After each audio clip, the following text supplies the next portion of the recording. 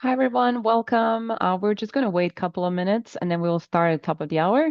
So just wanted to let you know that if you can hear and you can see the slide, you are ready to go. So we're just going to give it a minute or two for everybody else to join. Thank you.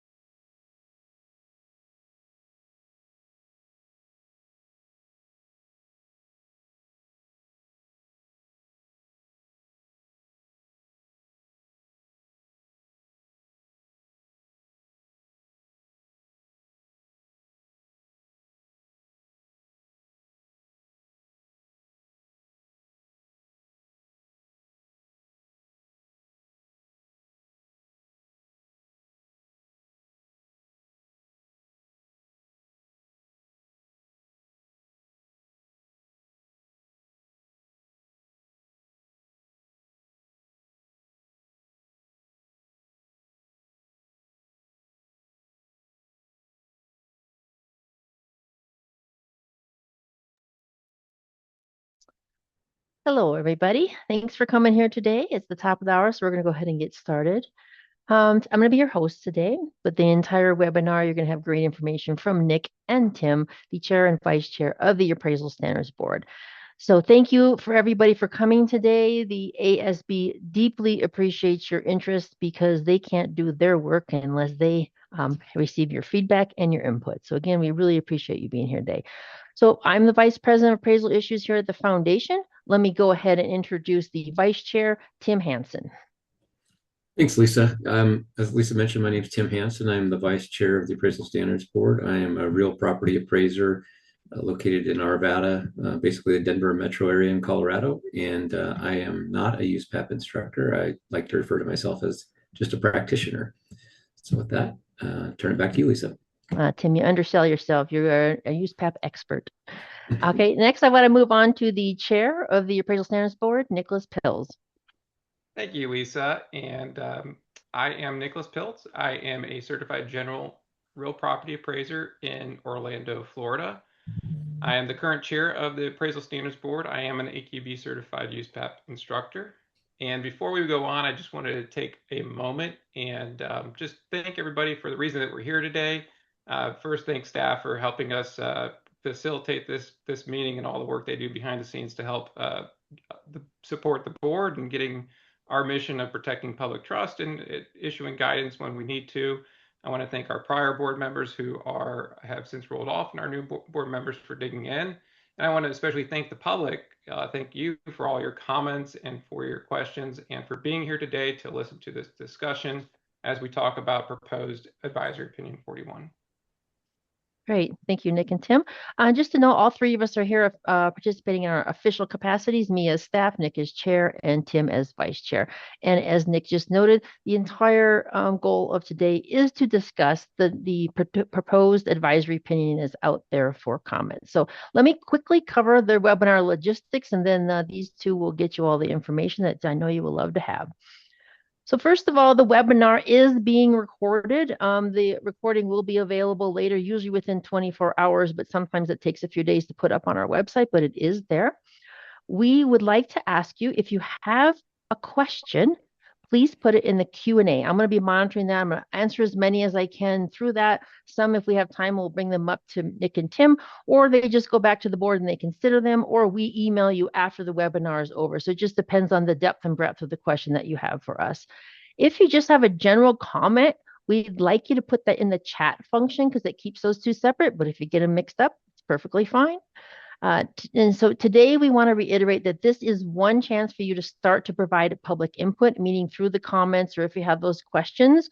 but you always have the ability. In fact, one of the main places we'd like to get your feedback is through a comment from you, a comment letter, because then you have time to write everything you want, and then we will take those and the board considers those. So if you do have comments today, that's great. And there's one final time you will be able to offer comments. That is after the Appraisal Standards Board does meet in person. Then following that, they have a public meeting and they will typically offer you time as well to make comments. So I'm going to hand this off to Tim right now. Tim? Thanks, Lisa. First, I'd like to thank everybody for attending today and any comments you might provide or any insights you might provide. We're always looking to gain as much perspective from the folks that are impacted most by USPAP, which are the appraisers. And so we really value your comments and look forward to hearing from all of you. I'd like to start out by reminding everybody kind of what an exposure draft is, and we'll talk about that a little bit. But this is your opportunity to provide input to the board as we work through developing additional guidance for this. And so if you agree with it, if you disagree with it, we really would like to hear from you. But this is nothing that's set in stone. This is exposing it to public opinion or public comment so that we can take that and as a board make a better decision on how to move forward with this. And as Lisa mentioned, there's multiple ways you can provide comments. One is by participating today and leaving your comment or asking a question in the chat or the Q&A. Another way to do that is to submit written comments during the exposure period, which closes on February 2nd, just as a reminder, and you'll hear that over and over again so you don't forget it. But that's another good way to do it. And those comments can be submitted. There's links in the comment form or by emailing asb@appraisalfoundation.org. Again, that's asb@appraisalfoundation.org. So if you'd rather do that than put something in the chat or the comments today, that's awesome. We'll get those as well. And what happens with this is after the exposure period closes, the ASB will review all the comments together, and then the board will discuss those, take them on their merit, and then there will be a public ASB meeting later in the process where additional input can be provided as the board considers whether to adopt the proposal and move forward with this advisory opinion. So that's kind of a little bit of additional logistics from what Lisa said, but turn it back to you, Lisa. Okay, great. Thanks. So the agenda for today is pretty simple. It's Mick and Tim are going to go over the exposure draft of AO41. And at the end, if there's time, they're going to take your questions live, or again, we're going to try and answer those through the Q&A box as well. So we do hope to answer some of your questions today, but let's get into this. There's a lot of information. Nick, you want to take it from here? Yeah, thanks, Lisa.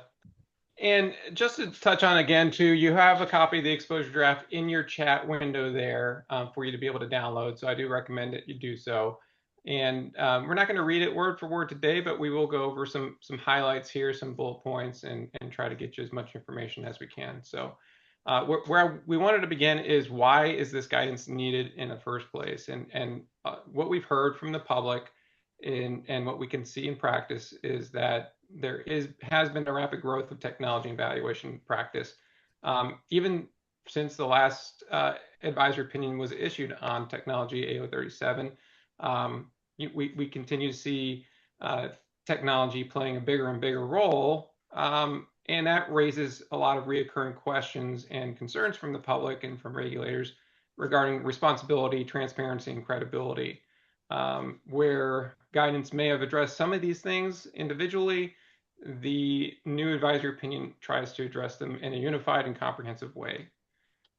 We've seen in practice AI, artificial intelligence, regression models, AVMs, automated tools, how we describe those in the advisory opinion, increasingly be used across all disciplines in appraisal practice.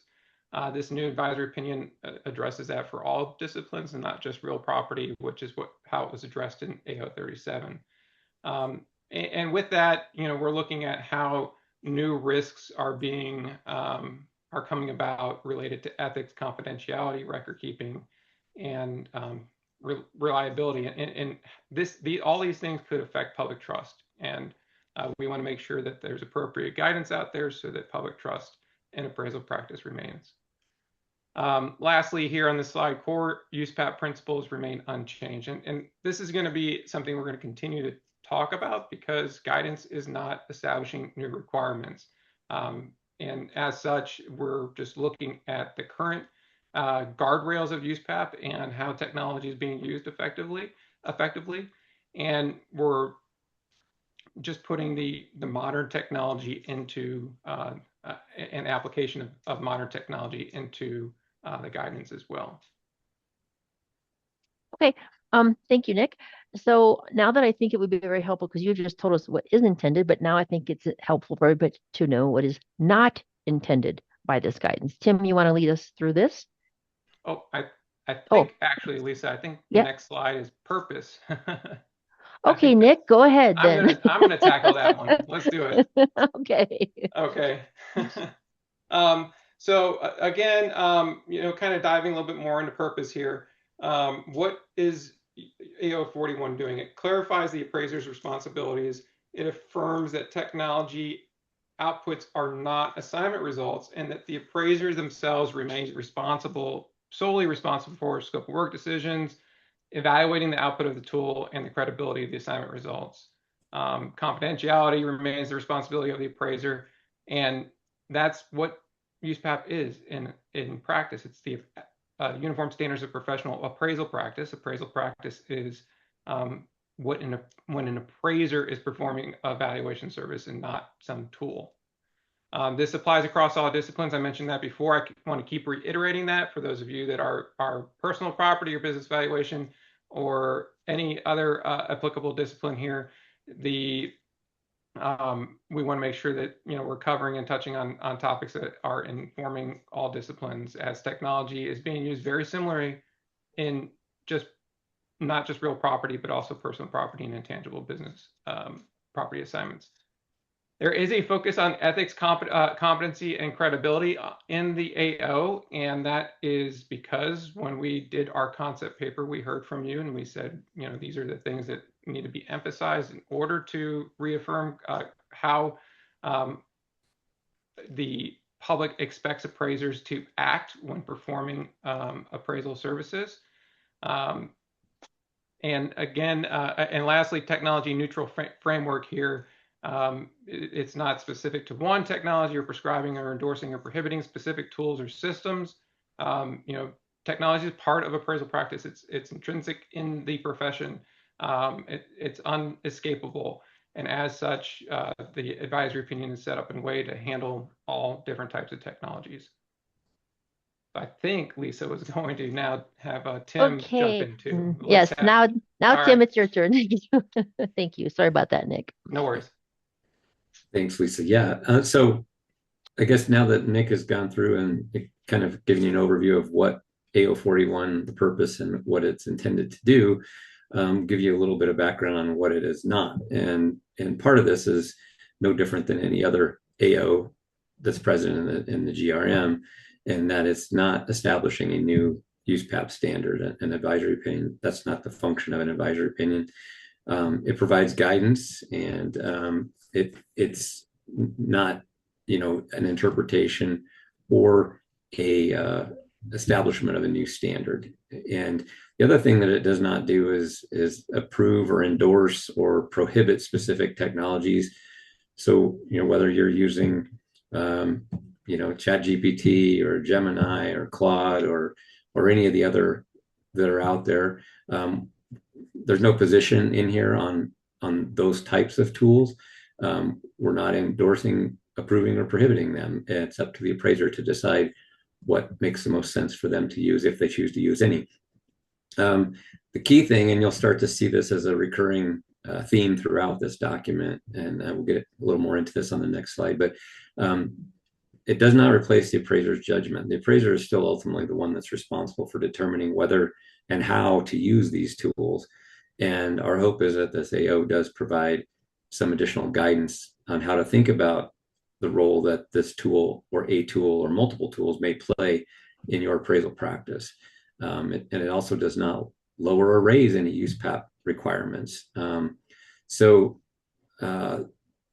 it is technology is a tool. It's something that we can use as appraisers, but it does not substitute for appraisal practice. And ultimate responsibility remains with the appraiser as they work through this and use these tools to complete their appraisal practice. So I think that was all I had on this slide. If we go to the next slide, I think I'm still up. Yeah. So the central principle, and as I said before, you're starting to see this theme, is that this starts from a very simple idea, appraiser responsibility. Use PAP applies to appraisers, not to tools or technology. And you'll see that principle runs throughout this advisory opinion, proposed advisory opinion. It's a tool or a system cannot comply with USPAP on its own. It's only the appraiser that can comply with USPAP because it's tied to the actions, judgment, accountability of the appraiser themselves. So a tool does not take an action unless the appraiser tells it to take an action. The tool has no independent judgment when it comes to the assignment result. So this is discussed early in the draft as a foundation for the guidance. And it emphasizes that technology, it can help. I mean, it's a very helpful tool in many situations. And I know that, and I think the board understands that technology is out there. It's available to appraisers, and appraisers are going to use it.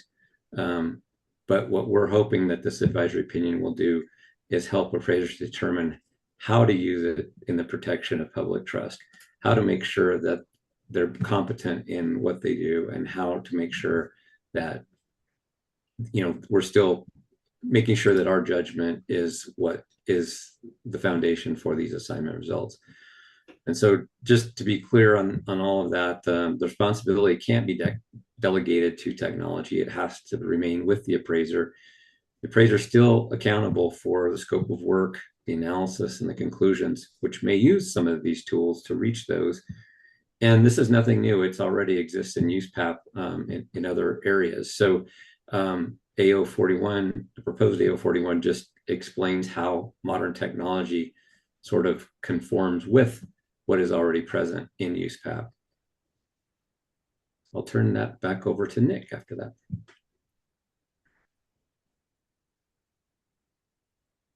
Thanks, Tim. And for this slide, 3 key elements when using technology. We're going to start diving into some of the context here of the advisory opinion, dropping down to the appraiser's responsibility. There's 3 key bullet points here. The first of which is technology, and you'll keep hearing us say that. Say this theme here is that it can assist with research, analysis, and methods, but it's not a replacement for the appraiser or the appraiser's judgment. Competency itself relates to the appraiser's understanding of the tool and its role in the assignment. Secondly, the appraiser is the one who determines the scope of work, evaluates a tool's output, and they are solely responsible for competency and ethics and compliance with USPAP, not the tool. From this, assignment results. Only the appraiser's opinions and conclusions are assignment results, not the tool's opinions or conclusions. Now that we have generative AI, and generative AI might seem like it's giving an opinion or conclusion, that's not an appraisal. The appraiser produces an appraisal, not a tool. And the tool's output, however, is information the appraiser might want to use, but they have to determine, using their judgment to determine if it's relevant and is supported for credible assignment results in the context of the intended use.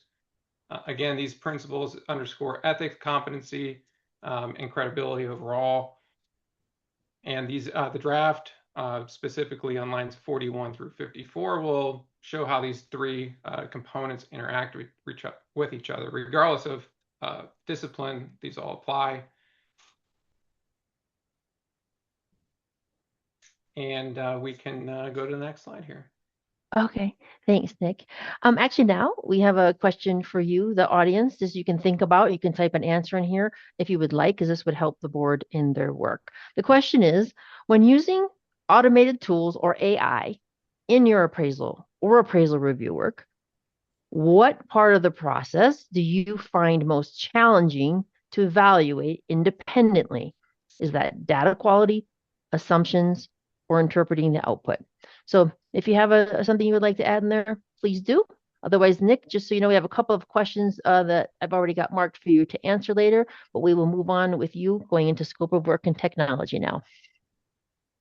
Yeah, and I see some of those questions here. We might touch on a couple of these here coming up too as we go through here. So if I see them where they might fit in good, we'll talk about them. All right, so moving on with scope of work and technology, and we'll spend a minute here on this. The exposure draft addresses how technology fits within the existing framework of scope of work rule without creating a new framework. And again, guidance doesn't create new standards or interpret, it's just explaining. And one important line in the advisory opinion, when developing an appraisal or appraisal review, the appraiser must establish a scope of work sufficient to produce credible assignment results. Again, it's the appraiser central to that theme of what a credible assignment result actually is. So when we talk about technology used within the scope of work, the exposure draft explains how technology fits within the existing scope of work rule without creating a new framework. It talks about the responsibility and the decision to use or not use a specific tool as part of the appraiser's scope of work determination remains the appraiser's responsibility. And all in all, the scope of work remains a matter of appraiser judgment central to decision-making processes. Even when a highly automated or complex system is used, it's still the appraiser's responsibility. From a research perspective, technology may facilitate research and organization, but the appraiser determines what research is necessary based on the appraisal problem, again, focusing on that intended use and possibly some assignment conditions. The limitations, an appraiser must not allow the tools limitations to restrict research to the point that the scope of work becomes insufficient for credible assignment results. Under analysis, the evaluation of the technology may assist with analysis, but the appraiser must understand and evaluate the analysis to ensure credible assignment results. And if a tool limits the appraiser's ability to understand or explain the analysis, the limitation must be considered when determining whether the scope of work was appropriate. Again, for methods and techniques, the technology does not define or dictate the methods or techniques. The appraisal problem, including that intended use, again, will be a main focus of what controls the method and technique selection, as well as what might be consistent with the expectations of intended users and the actions of peers in the same or similar type of an assignment. All right, next slide. I think I'll be handing this off to Tim. Yeah, thanks, Nick. And kind of following that theme, we want to talk a little bit about transparency versus automation. And the exposure draft draws a distinction between automation and transparency. And if you think about it, increased automation does not reduce the need for transparency. It actually can cause an increase of transparency concerns. So, we don't want it to be some sort of black box where, something's plugged into the front end and kicks out something at the back end, and the appraiser just accepts that as, gospel and moves forward. That's taking the appraiser out of the loop. And so, what we want to make sure and explain is that in the exposure draft, the section, a tool's output and the appraiser's responsibility, this draft, it distinguishes that tools that are entirely transparent, like a spreadsheet where you as the appraiser enter the data and formulas and what all's in there, and it's pretty easy to see what all's happening sort of behind the scenes, to distinguish those from automated tools where you can't see behind the curtain, so to speak. So there's a differentiation in there. And the reason this matters is with automated tools, data might be collected or calculations performed in ways that you can't really see, a user can't see, or the transparency of the process may vary. But the output of the tool remains only information until the appraiser determines whether and how it should be used in developing assignment results. And that's a key right there, is that whatever comes out of any tool is only information until the appraiser uses their judgment to decide how to apply that to the appraisal problem they're trying to solve, or if to apply it at all. In the considerations for reporting when a tool was used during development section, the exposure draft is explicit that the use of a tool alone does not create a disclosure requirement. So just because you asked a question to one of the tools doesn't necessarily mean you have to disclose that you asked the question to one of the tools. It all hinges on how you use that information to reach your conclusions and develop those assignment results. So the obligation to disclose arises only if the use of the tool affects the appraiser's ability to clearly and accurately communicate the assignment results in a manner that's not misleading and sufficiently communicated for intended users to understand the work performed. So again, these are not new concepts to USPAP. It's just looking at this through the lens of how these new tools might change sort of the perspective of an appraiser who is using those tools and how we look at it. It also clarifies what the disclosure focus is. USPAP's requirements focus on the appraiser's application of methods and techniques, not the tool used to apply them. So where the tool generates output through a process that's not clear, not immediately visible, like a proprietary algorithm or some sort of generative AI system, this exposure draft explains that you may need disclosure may be needed so intended users understand how the appraiser incorporated that output into their assignment results. So just kind of recap a little bit of that, is that it's clear that automation does not reduce transparency obligations under USPAP. And also the use of a tool does not immediately create a disclosure requirement. The appraiser has to evaluate this, whether intended users can understand how those assignment results were developed, and if they don't hamper the appraiser's ability to develop credible assignment results. So the USPAP reporting requirements focus on the appraiser's application of methods and techniques, not the naming or describing of software.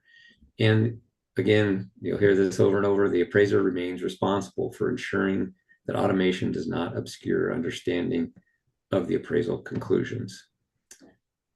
With that, we'll move into competency and understanding tools. I think the next slide there, yeah, that's the right one. So another place where the exposure draft spends a significant amount of time is on competency when technology is used.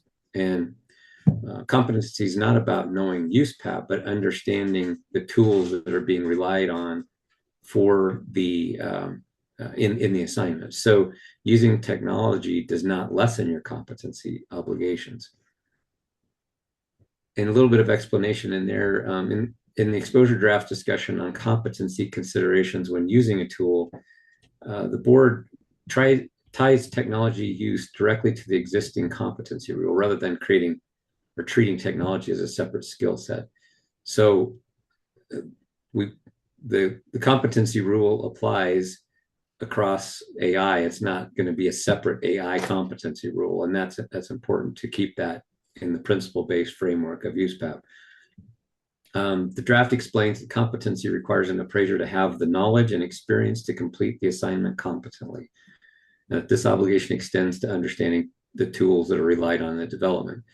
It also clarifies that understanding a tool does not mean you have to understand its internal programming or be able to recreate it, but it does mean you have to have some understanding of what the tool does, how it's used in the assignment, and its limitations. It makes me think of Dirty Harry or one of those Clint Eastwood movies where he says, a man's got to know his limitations. And I think that's applicable here too. You have to understand what those limitations are on the tool that's being used. A couple other things to be aware of too as the draft discusses that competency concerns arise when an appraiser relies on a tool's output without understanding all the assumptions, data inputs, or conditions under which that output's generated. So you have to know enough about the tool to understand the information that's being provided to you, but you're not expected to be able to recreate the tool to get some benefit out of it. But ultimately, that understanding and that judgment exercised by the appraiser is what's critical in ensuring credible assignment results. And throughout this discussion, the exposure draft reinforces that competency is evaluated based on the appraiser's role and responsibilities, not on the sophistication or novelty of the technology. So just very quickly, competency applies to both appraisal methods and the tools used to perform them. And this exposure draft does not require appraisers to become technology developers. Appraisers must understand tools well enough to use them responsibly.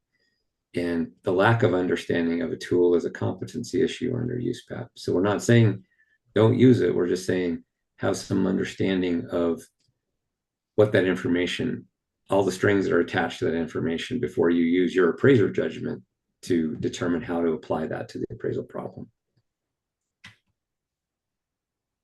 Okay, I think the next slide is me again. You get to listen to me again. Nick will make up for it at the end. So we have had some concerns voiced to the board from actually both sides of this issue, where clients' restrictions or requirements are in place and potentially limiting the use of technology or requiring the use of technology in certain situations. And again, the exposure draft places a strong emphasis on credibility. And it does so not because credibility is uniquely important when using AI, but because it's too easy to slip into relying on AI without understanding it properly. Credibility is about whether the assignment results are appropriate for the intended use, and technology alone does not make credible assignment results. Those are an appraiser responsibility. So this, in the exposure draft, explains that outputs generated by technology are not by themselves assignment results. Only an appraiser can develop assignment results. Credibility depends on how the appraiser evaluates, interprets, and applies those outputs. And we also emphasize that credible results require the appraiser to assess whether the technology output makes sense in the context of the assignment. And you know, again, this is no different in concept than what we used to call the curb check. If you sit on this curb across the street from your subject property and you look at the number that is in your assignment results, does that make sense in the context of the intended use? And sometimes you need that, and that's where the judgment comes in, is to make sure that whatever output this tool is giving you aligns with what you know and what your appraiser judgment tells you. And again, it ties it back. The credibility is evaluated in light of the intended use and the intended users, and technology outputs are inputs, not conclusions. In other words, the output from the tool is what is an input to the appraiser's logic process in determining the answer to the appraisal problem being solved. And the appraiser is responsible for determining whether those results are credible or not. And this AO just reinforces what already exists in USPAP regarding credible assignment results. So with that, I will turn it back over to Nick for the next slide. And I see a lot of good questions coming in. Let's see if I get myself back in focus. Whoa, okay. I see a lot of good questions coming in, and they are often related to what we're talking about or what we might be talking about in a minute. And we'll try to address some of these questions here as we go through. But I wanted to point out that each of these slides, well, we're just trying to hit on some high notes here and talk about some of the board considerations and how we presented the information within the advisory proposed advisory opinion. You'll note that, for example, reporting when disclosure is required, this is one of the subsections within the proposed advisory opinion. And the three topics that Tim just discussed as well are three different big headings in the proposed advisory opinion too. So if you haven't done a deep dive yet in that advisory opinion, we encourage you to do so, and we encourage your feedback for the board to consider it. So what we have here now is reporting when disclosure is required. First and foremost, there isn't an automatic disclosure requirement. The use of a tool alone does not trigger disclosure, and Advisory Opinion 41 addresses disclosure within the context of reporting rather than tool selection. Disclosure required if omission is misleading. And what this means is that it's only required when necessary for intended users.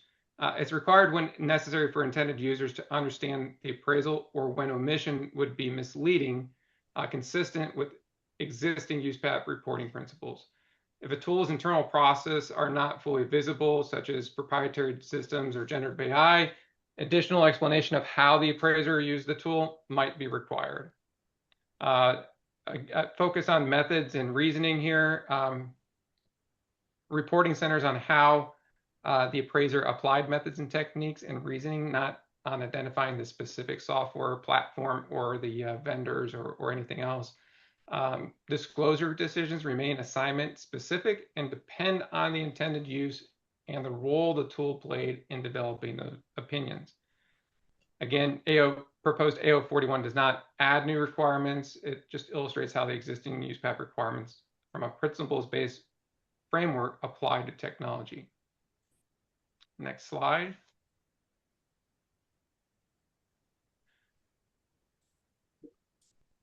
The confidentiality and data protection is what we'll talk about here. Again, ethics rule fully applies. This was one thing that the public wanted us to comment about when we did our concept paper and make sure that appraisers were being ethical in the use of technology. And it continues to govern confidentiality regarding of how technology stores, processes, and transmits data. And AO 41 does not modify any of the existing ethics requirements for confidentiality. This is already covered in USPAP, and this advisory opinion talks specifically, goes through specifically the requirements when that applies. From confidential information must be protected. Appraisers remain responsible for protecting confidential information and assignment results, including assignment results, even when using third-party tools, cloud-based systems, or external service providers. And the responsibility never transfers to a vendor or platform. One little note to make you aware too, while we're talking about confidentiality section of the ethics rule, this does fall within, and this is discussed within the proposed advisory opinion, that failing to acquire knowledge and experience necessary to use a tool competently or negligently to exercise due diligence in evaluating how a tool handles confidential information may constitute careless or negligent practice under USPAP, which is a conduct section of the ethics rule requirement. And lastly here, tools do not reduce confidential obligations. Technology doesn't lessen the confidential duties, and appraisers must evaluate and manage increased risks associated with external systems while complying with USPAP and applicable privacy laws. And on to the next slide. Record keeping. Again, we have another section in there about record keeping here.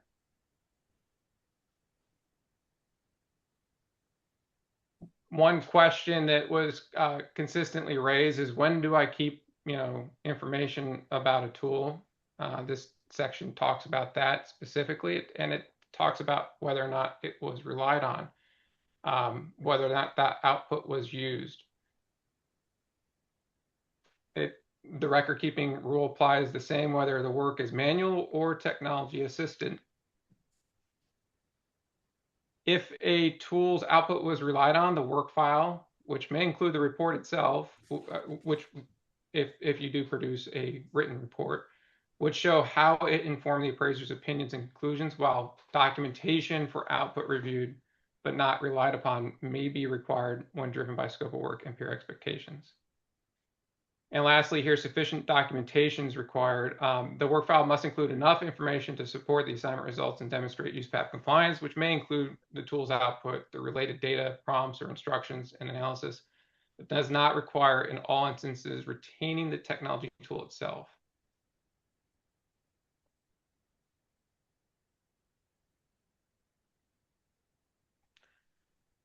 All right, so how this guidance fits together, and we're winding down from here.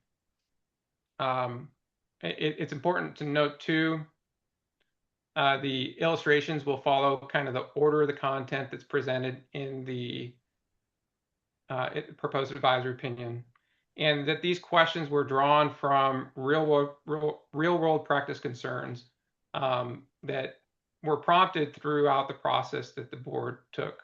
You know, we issued our concept paper, and we went out and we talked to a lot of market participants from all different disciplines in all parts of the country. And these were some of the most prevalent questions we got from to formulate the questions in the illustrations. All right, so that gets us through the bulk of the advisory opinion, proposed advisory opinion. All right, great. Thanks, you guys. That's a great information, and I thought it was very thoroughly explained. So we're going to move on here. We have another question for you really quickly. We have here on your slide, I'm going to read it to you if you have time, and if this is something that you would like to share. We would like to ask, based on what you've heard today, is there an area of the proposed AO41 where you think additional clarification or examples would be most helpful for practitioners? So you can think about that while we finish up the last 20 minutes of this particular webinar. But there's the question. I hope you have some answers for us. All right, let's move on now. Nick, back over to you. So one other thing that we are proposing in here within this draft, and I believe you have to scroll down to page 16, and it will talk about the rationale behind this, but I'll go over it just at a high level here real quick for you. We are proposing, and we want your feedback on retiring AO18 and AO37.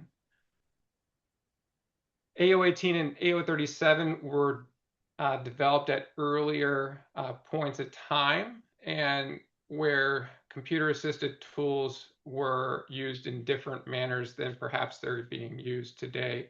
AO18 in particular is pretty dated. AO18, for a reminder here, is use of automated valuation models. And believe it or not, that premiered back in 1998. And just more recently, AO37 was premiered in 2018. And while 2018 is pretty recent, it's also pretty far away when you consider the evolution of technology over the time here. So there has been some convergence and some blurring of the lines, and the board felt that it was appropriate to propose retiring these two, just to try to handle everything all into one encompassed advisory opinion. Proposed AO41 integrates and updates the principles into a single cohesive advisory opinion, but it will also allow time for the existing AOs to remain in effect until a future edition of the GRM would adopt the new AO41. So the retirement would occur contemporaneously with the AO41 premiering in the new GRM at a later date.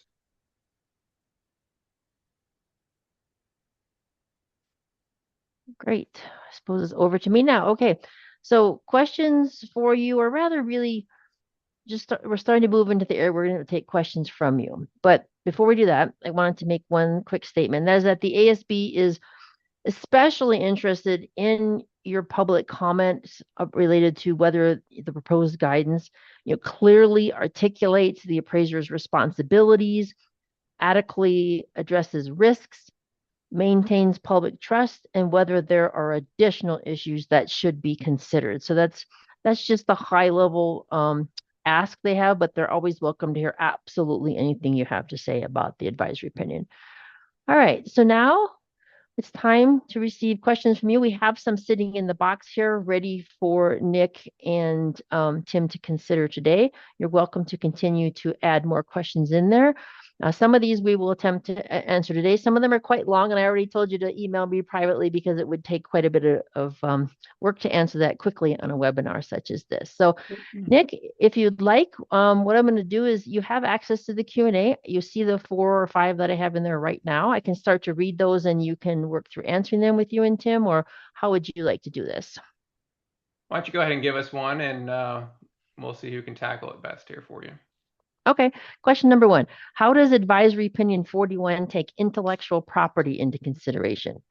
There are several major lawsuits that are still pending regarding intellectual property, which is covered by USPAP. Please advise. Well, I think I would need a little more specific context as to which intellectual property, but the way I'll approach this first is, I'm not sure if this means intellectual property and using it in a generative AI system, or if it means interacting with intellectual property inside of a GPT that might end up exposing it to the web. Do you think you have some insight on that, Lisa? No. No, sorry. So that's Okay. probably another question. So, well, let Go ahead. me at least say this. Mhm. I think I would start by reading the competency discussion and the advisory opinion on that one, and specifically, that would be a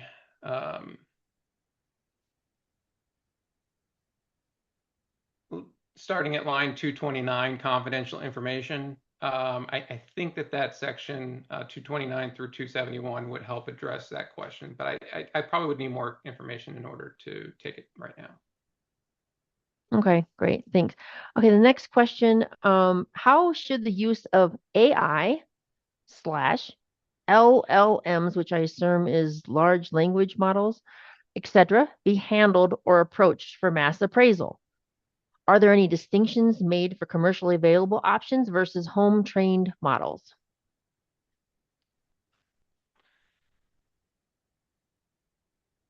I think you heard us say quite a few times today, it remains the appraiser's responsibility to have the competency and to use tools ethically. And the question disappeared. I was reading it again. Oh, I'm sorry, Nick. Yeah. I'll do that. Wait. I didn't write it down. So I would say, again, start with what you should be doing is going to be within the competency and understanding the tool and how to interact with the tool, and not just if there's a home version versus a paid version. I assume that means the open model versus the paid model. These tools might have their own sets of how they're going to use your data that you put in them.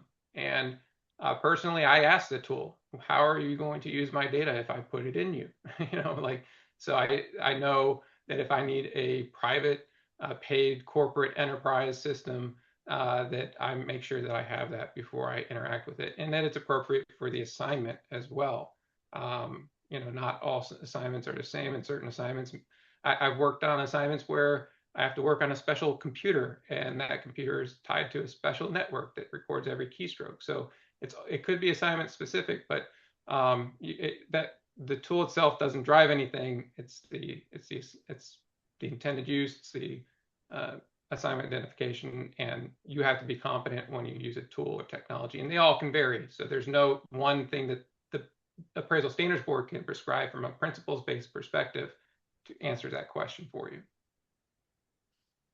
Great. Thank you, Nick. The next question, I feel like you just answered it without having me read it to you. It's a long explanation, but basically the question was, is it prohibited to provide confidential information, for example, a long purchase or a lease contract, into an open model? So did you want to add anything else, or do you feel like the answer you just gave suffices for that? Yeah, I would just restate my prior, and an open model. What is that defined as? The board can't. From a principles-based framework, we say know the tool, use it responsibly, don't disclose confidential information. inappropriately. You're required as the appraiser to become competent in the tool that you're using and interacting with, and making sure that you don't breach public trust by disclosing confidential information in such an open tool or any tool, even a closed tool. If I learn that I'm paying for a program and they're scraping my data out of it and using it in an inappropriate way, it is no different than using an open tool. And just because it's closed or whatever the term is, it doesn't matter. It's up to me to determine what that actually means. It could be open, closed, super closed, enterprise. The adjective does not, relieve the appraiser of their responsibilities. Okay, thank you. So what if an appraiser is unaware of the ultimate intended users in the terms of disclosure? Frequently, for shared national credits on FRTs, federally related transactions, all participants may not be known. Many institutions may be concerned about the protection of NPPI. I think that's personally protected information. I'm not sure. When an appraiser is utilizing AI, is it the responsibility of the appraiser or the client to ensure that the use of AI is disclosed to all intended users that may rely upon the conclusions of market value? You want to try that one, Tim? You're muted. I was thinking how to answer that without opening another can of worms, which we've already had discussions about at the board as far as intended users that are not known at the time of the assignment. So I think, to go with the theme of this, the disclosure responsibility remains with the appraiser to understand, okay, when do I need to disclose this? And it's going to be tricky if you don't know the intended users, because how can you write an appraisal report so that an intended user can understand if you don't know who that intended user is? So the disclosure still falls back on the appraiser to determine what is appropriate in that situation, whether it's AI or any other type of tool that's being used. And that's a tough one, because there's a couple different threads going through there that aren't directly related to the exposure draft, but they are issues that are out there in appraisal practice. So I don't know. That's not a great answer, but I think it's still ultimately the responsibility of the appraiser to determine what to disclose and what not to disclose based on the intended use and intended users that they know of at the time.